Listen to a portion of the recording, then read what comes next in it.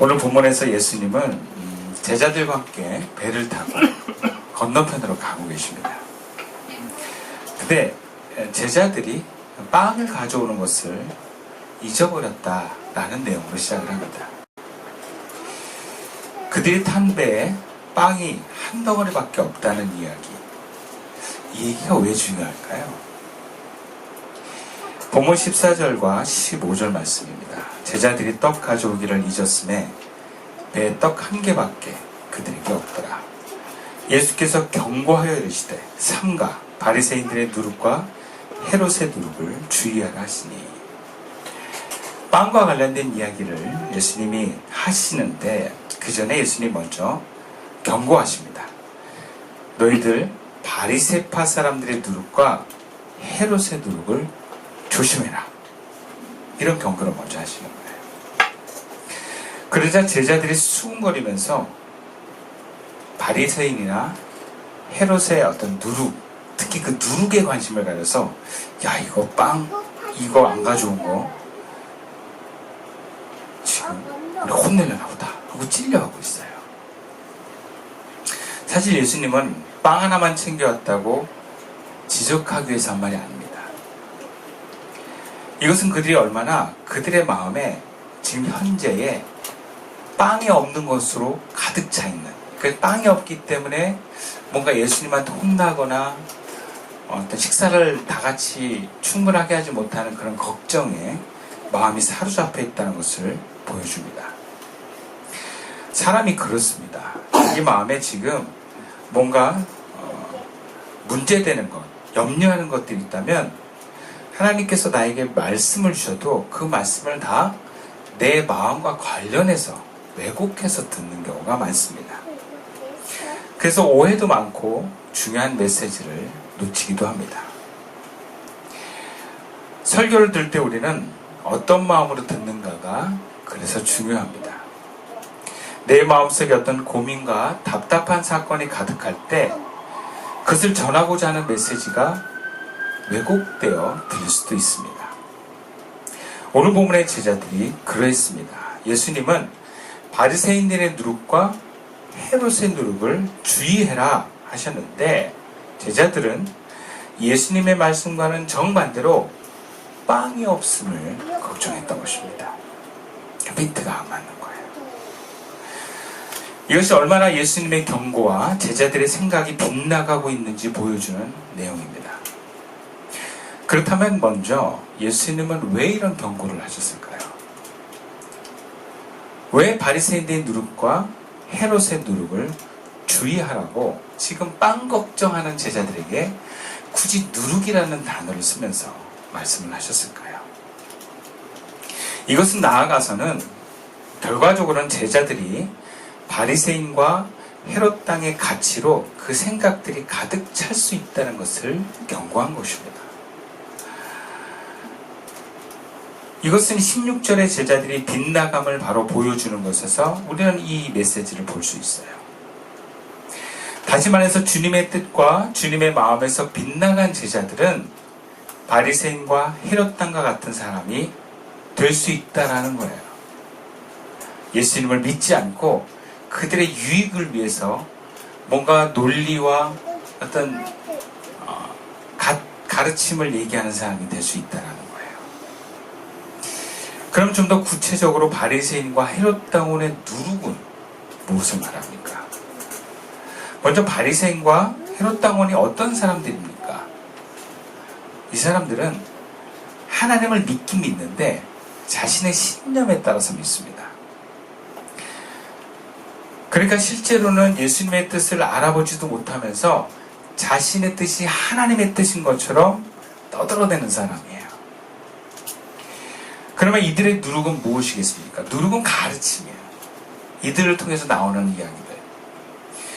오늘날로 표현하자면 이것은 이들이 생각하는 이성과 논리에서 나온 주장이다라고 얘기할 수 있어요. 그리고 여기 본문에서는 예수가 그리스도임을 믿지 않는 논리와 주장이라고 할 수 있습니다. 어쩌면 이것은 오늘날 우리들의 귀에 마음속에 들려오는 그럴듯한 논리와 이성의 소리일 수도 있어요.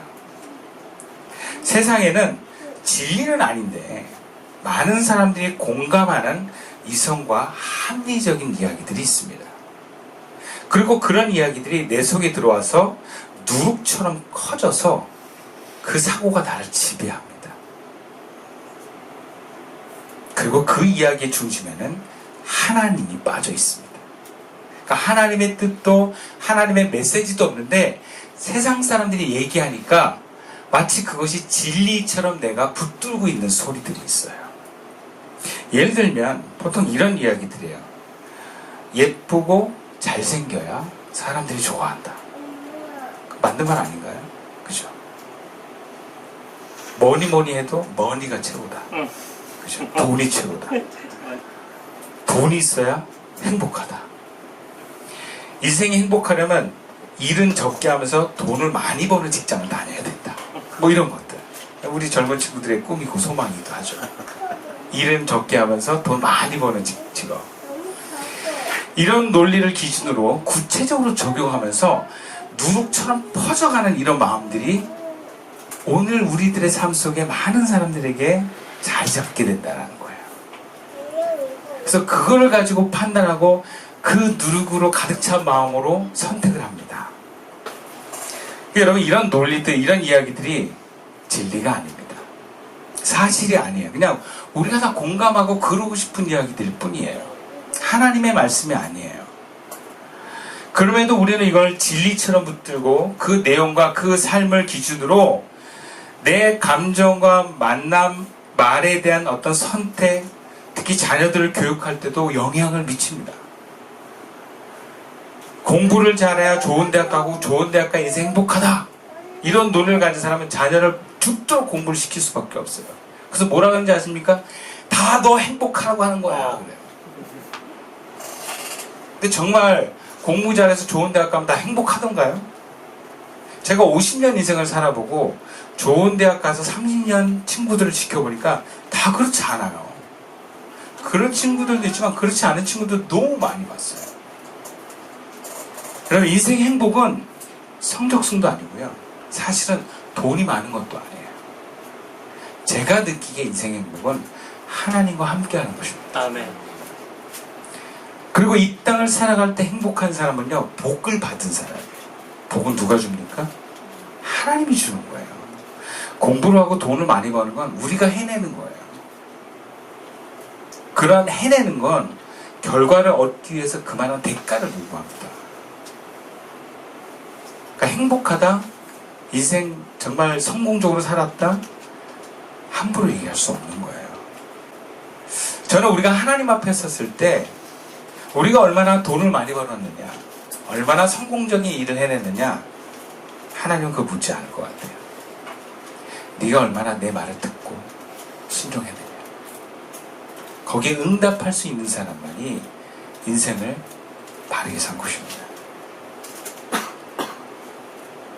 근데 우리는 세상 논리에 하나님의 뜻과 말씀이 아니라 내 마음에 뭔가 와닿는, 원하는 그 욕심의 기준들을 모토로 삼습니다. 근데 여기서 가장 큰 문제는 이런저런 세상적인 잡다한 지식과 논리가 있으면서 가장 큰 문제는 실제로는 하나님의 뜻을 모른다는 데 있어요. 심지어 모르면 가만히 있으면 되는데 이것이 주님의 뜻이다, 저것이 주님의 뜻이다 하면 떠들어댑니다. 그러면서 사람들 선동하고 하나님이 전하는 메시지를 거부합니다.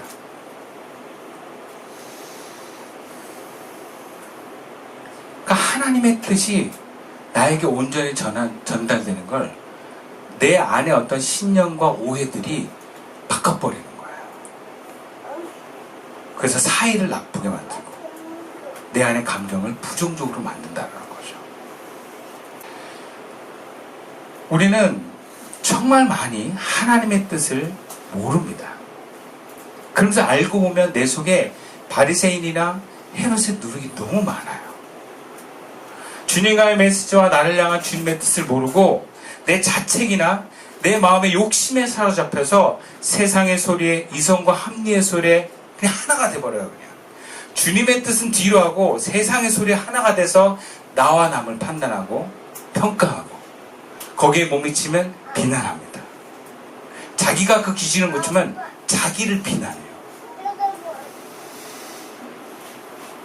그래서 예수님은 오늘 당신의 뜻을 따라 사는 제자들에게 바리새인의 누룩과 헤롯의 누룩을 주의하라고 하는 것입니다.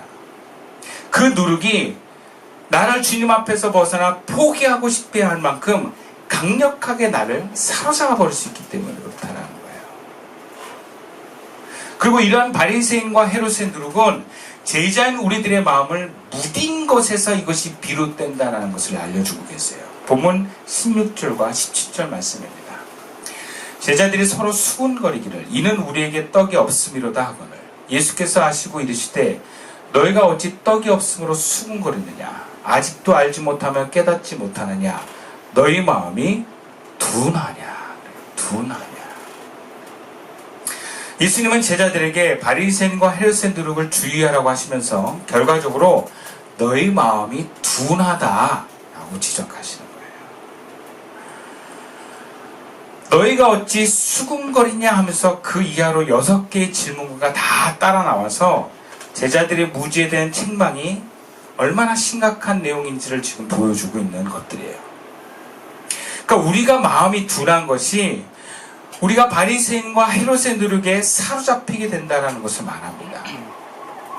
이것은 우리 삶에 막대한 영향을 끼칩니다. 특히 여기 17절에 둔하냐라는 단어는 헬라어 원어로 바리새인의 마음의 완악함에 사용되었던 단어와 동일하게 적용되는 말씀이에요. 마가복음 3장 5절에 그들의 마음이 완악함을 탄식하사 노하심으로 그들을 불러보시고 해서 완악함이라는 단어가 헬라어로 포로시스예요. 포로시스. 근데 여기 포로시스가 여기 둔하냐의 헬라어도 포로와 에코가 합쳐진 말이에요. 그러니까 원어가 같은 말이에요. 포로시스의 뜻이 마음이 굳어졌다 이런 뜻입니다. 그래서 이거를 바리새인들한테 적용할 때는 완악하다라고 해석을 하는 거고 제자들에게 적용할 땐 둔하다라고 표현하는 거예요. 그러니까 완악함과 둔한 건 같은 마음입니다. 우리의 마음이 둔한 것, 구체적으로 예수님의 뜻과 말씀을 잘 모르는 마음의 상태. 그래서 그것이 또 큰 경각심으로 우리에게 없는 그런 모습들. 이것은 결국 예수님께서 바리새인들의 사용했던 완악함과 같은 것으로 전해진다고 우리가 볼 때 우리의 둔함은 심각한 거예요. 제자들의 둔함, 바리새의 완악함, 이게 종이 한 장 차이라는 거죠. 그러니까 지금 예수님의 제자들을 향한 경고는 가벼운 게 아니에요. 제자들이 길을 가는 그 성도들의 마음도 이 둔함으로 우리가 만약에 그 상태가 되어버리면 여러분 우리는 알게 모르게 완악해질 수 있다는 걸 아셔야 돼요. 여러분 우리가 정말 좋은 사람이라고 생각했던 사람들이 완악해진 경우를 많이 봅니다. 그럼 원래 그 사람이었느냐? 아니요. 사람은 원래 그런 모습은 어쩌면 하나님의 형상을 회복한 모습들이겠죠. 그래서 은혜를 받으면 정말 좋은 사람들의 모습이 나옵니다. 마음이 둔해져서 은혜를 잃어버리잖아요. 그러면 정말 완악한 사람이 됩니다. 정말 훌륭했던 장로님들이 나중에 교회를 쫓아내는데 앞장서기도 해요. 왜 그럴까요? 마음이 둔해져서 그런 거예요. 마음이 둔해져서.